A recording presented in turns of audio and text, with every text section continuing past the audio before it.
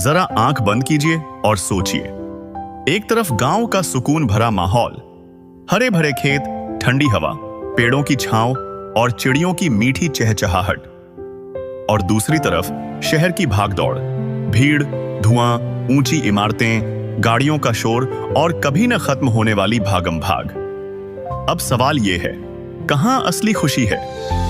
क्या शहर की चमक दमक ही सब कुछ है, या फिर गांव की सादगी में असली जादू छुपा है? यही सवाल उठाते हैं विलियम कूपर अपनी जबरदस्त कविता गॉड मेड द कंट्री में। वो बताते हैं कि गांव भगवान की रचना है, प्राकृतिक, सुंदर और सच्चा, और शहर इंसानों का बनाया एक दिखावटी पिंजरा जहां आराम तो है लेकिन सुकून गायब है। तो दोस्तों, आज हम करेंगे गांव वर्सेस शहर का मुकाबला।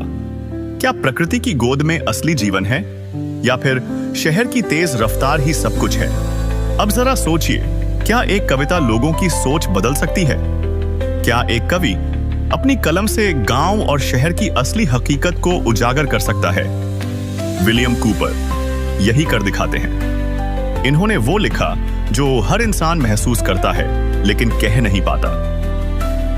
विलियम कूपर इंग्लैंड के एक ऐसे महान कवि थे जो सिर्फ कागज पर शब्द नहीं बल्कि जिंदगी के सच उतारते थे। उनकी कविताओं में प्राकृतिक सुंदरता, सच्चे इंसानियत के गुण और शहर बनाम गांव की सच्चाई साफ दिखाई देती है। वर्ड्सवर्थ जैसे महान कवियों की रचनाओं से पहले ही कूपर ने प्रकृति की ताकत को अपनी कविताओं में जगह दी थी। और सबसे खास बात, वो सिर्फ प्रकृति की तारीफ नहीं करते बल्कि लोगों को शहर की बनावटी दुनिया से बाहर निकलने और गांव की असली शांति को अपनाने का संदेश देते हैं। तैयार हो जाइए इस जबरदस्त कविता की गहराई में उतरने के लिए। अब हम देखेंगे कि कैसे कूपर ने अपनी कलम से गांव और शहर की असली तस्वीर खींची। Line by line explanation. God made the country and man made the town. क्या कह रहे हैं कवि? गांव भगवान की बनाई हुई प्राकृतिक रचना है, जबकि शहर इंसानों द्वारा विकसित किया गया है। गांव में प्राकृतिक सुंदरता, हरियाली और शांति है, जबकि शहर कंक्रीट की इमारतों और मशीनों से भरा हुआ है। कवि ये कहना चाहते हैं कि जो चीज भगवान ने बनाई है वह स्वाभाविक रूप से परिपूर्ण है। गांव और प्रकृति असली आनंद देते हैं क्योंकि वे प्राकृतिक संतुलन में बने होते हैं, लेकिन शहरों में कृत्रिमता ज्यादा होती है जहां असली शांति नहीं मिलती। What wonder then that health and virtue, gifts that can alone make sweet the bitter draught that life holds out to all, should most abound and least be threatened in the fields and groves. कवि यहाँ क्या कहना चाहते हैं?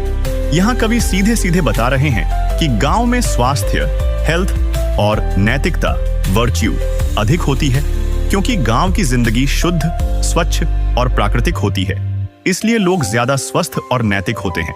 दूसरी ओर शहरों में तनाव, बीमारी और अनैतिकता ज्यादा पाई जाती है। इसका गहरा अर्थ क्या है? जिंदगी सभी के लिए कठिन है, लेकिन गांव में लोग सादगी और नैतिकता के सहारे इस कठिनाई को आसानी से सह लेते हैं। शहरों की बनावटी चकाचौंध सिर्फ बाहरी सुख देती है, जबकि असली सुख और स्वास्थ्य गांव के प्राकृतिक जीवन में है। अब देखते हैं अगली line. Possess ye therefore, ye who born about in chariots and sedans, know no fatigue, but that of idleness, and taste no scenes but such as art contrives. कवि यहाँ किसकी बात कर रहे हैं? इस लाइन में कवि शहर के अमीर और आराम तलब लोगों पर कटाक्ष कर रहे हैं। ये लोग आरामदायक गाड़ियों, चैरियट्स एंड सेडान्स में घूमते हैं, लेकिन असल में उनकी जिंदगी आलस्य से भरी होती है। ये लोग कभी असली मेहनत नहीं करते और सिर्फ उन चीजों का आनंद लेते हैं जो कृत्रिम रूप से बनाई गई हैं। इसका गहरा अर्थ क्या है? शहरों की विलासिता, लग्जरी और आराम इंसानों को आलसी बना देता है। वे मेहनत और प्राकृतिक जीवन की सच्ची खुशी को नहीं समझ पाते। गांव के लोग मेहनतकश होते हैं और प्रकृति से जुड़े रहते हैं, इसलिए वे असली आनंद महसूस कर पाते हैं। There only can ye shine, their only minds like yours can do no harm. कवि कह रहे हैं कि शहरों के अमीर और आराम तलब लोग सिर्फ अपने माहौल में ही चमक सकते हैं, वे असली दुनिया में कोई उपयोगी काम नहीं कर सकते। गांव की सादगी और मेहनत से भरी जिंदगी में ऐसे लोगों का कोई महत्व नहीं होता। इसका गहरा अर्थ यह है कि शहरों की बनावटी दुनिया में ही ये लोग खास लग सकते हैं, लेकिन अगर इन्हें गांव में रहना पड़े तो वे बेकार साबित होंगे। असली हुनर और ताकत मेहनतकश लोगों के पास होती है जो गांवों में रहते हैं और प्रकृति के साथ जीवन जीते हैं। Our groves were planted to console at noon the pensive wanderer in their shades. कवि यहाँ गांव के प्राकृतिक सौंदर्य की बात कर रहे हैं। वे बताते हैं कि गांव के पेड़ और बाग किसी सोच में डूबे व्यक्ति को दोपहर की तेज धूप में शांति और सुकून देने के लिए है। प्रकृति ने हमेशा इंसान को आराम और शीतलता दी है, जिससे वह जीवन की कठिनाइयों को भूल सके। इसका गहरा अर्थ यह है कि गांव की हरियाली और शांति मनुष्य के लिए एक स्वाभाविक राहत है। शहरों में ऐसी शांति मिलना असंभव है, क्योंकि वहां प्रकृति की जगह इमारतों और प्रदूषण ने ले ली है। At eve the moonbeam, sliding softly in between the sleeping leaves, is all the light they wish. कवि बताते हैं कि गांव में रात के समय चांद की हल्की रोशनी पत्तों के बीच से धीरे धीरे फिसलती है।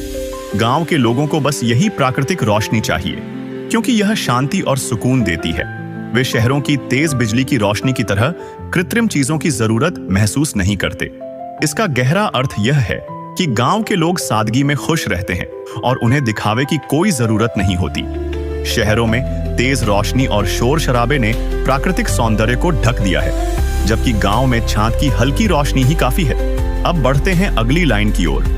Birds warbling all the music. We can spare the splendor of your lamps. They but eclipse our softer satellite.